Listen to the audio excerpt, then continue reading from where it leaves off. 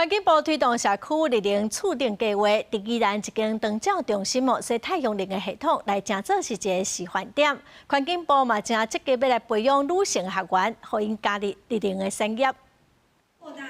全球攏咧提倡減碳保護環境，環境部拜一公布社區綠能厝頂計劃，唔但要發展綠能，嘛要培養減碳綠能人才。這擺結合企業資源，在宜蘭一間長照中心合作做公益示範點，讓社區有機會家己規劃用電。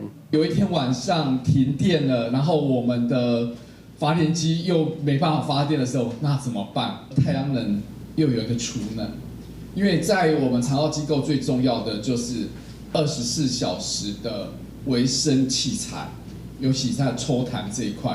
環境部講，這回選擇甲長照中心合作，是因為這款場所對電力的穩定要求較高。譬如講，抽痰的設備若拄着失電，對時代影響是真大。這個計劃嘛，強調透過下站到頂站的方式，唔是像過去為頂站撒落來，反倒是透過社區的示範，讓居民看得到、用得到，進一步提高民眾參與綠能、落實淨零意願。能減碳的部分啊，那以往大家都認為說，可能是由上而下。